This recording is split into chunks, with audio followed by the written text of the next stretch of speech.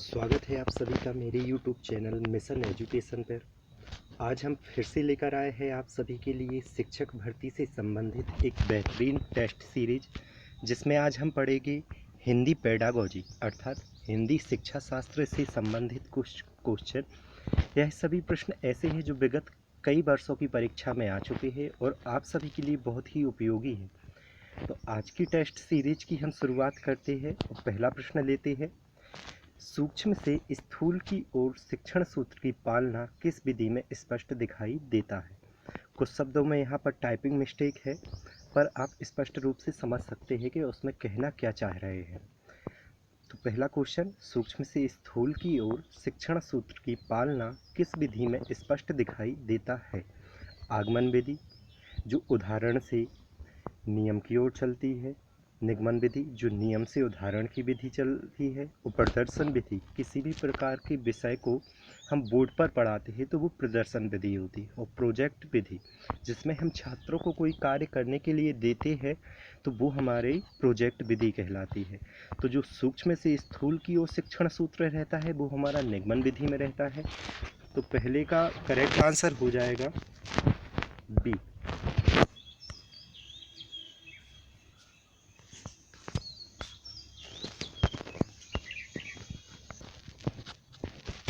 बढ़ते हैं हम अपने अगले क्वेश्चन की ओर। प्रयोगशाला में कार्य करते समय विद्यार्थी किस विधि का अनुसरण करता है? आगमन विधि, निगमन विधि, प्रदर्शन विधि, प्रोजेक्ट विधि। तो प्रयोगशाला में जब कोई छात्र कार्य करता है तो शिक्षक उससे पहले उदाहरण देता है कि किसी प्रोजेक्ट को या प्रैक्टिकल को कैसा करना है, फिर उसके बाद छात्रों से स्वयं प्रयोग करवाता है। तो प्रयोगशाला में जो विधि उपयोग होती है वो होती है हमारी आगमन विधि। तो इसका जो सही आंसर हो जाएगा ऑप्शन नंबर ए हो जाएगा, आगमन विधि। ठीक, बढ़ते हैं हम अपने अगले क्वेश्चन की ओर। प्राथमिक कक्षाओं के विद्यार्थियों के लिए कौन सी विधि आपकी दृष्टि में उत्तम होगी? व्याख्यान विधि। व्याख्यान विधि बड़ी कक्षाओं के लिए उपयोगी होती है, जहां बड़े छात्र हमारी पाठ का अर्थ स्वयं समझ लेते हैं, उनके लिए व्याख्यान विधि। समस्या समाधान विधि, आगमन विधि, निगमन विधि। तो इसका जो सही आंसर हो जाएगा वो हो जाएगा हमारा ऑप्शन नंबर सी, आगमन विधि। क्योंकि आगमन विधि में है पहले उसमें उदाहरण दिया जाता है और फिर नियम समझाया जाता है। तो प्राथमिक कक्षाओं के लिए उपयोगी कौन सी होगी? हमारी आगमन विधि। बढ़ते हैं हम अगली कक्षा की ओर। हिंदी भाषा में स्वरों की संख्या होती है। तो हिंदी भाषा में स्वरों की संख्या जो होती है वो 11 होती है।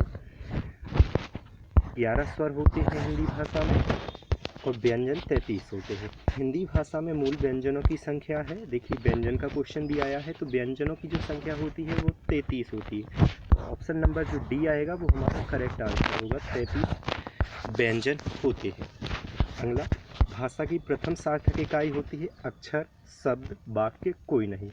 अक्षर जो होती है हमारी वो शब्दों से मिलकर बनती है और वाक्य जो होते हैं हमारी वो अक्षरों से मिलकर बनती है। तो सबसे छोटी इकाई या सार्थक इकाई कहे तो वो हो जाएगी हमारी शब्द। तो ऑप्शन नंबर बी यहाँ पर सही हो जाएगा। बढ़ते हैं हम अपने अगले क्वेश्चन की ओर।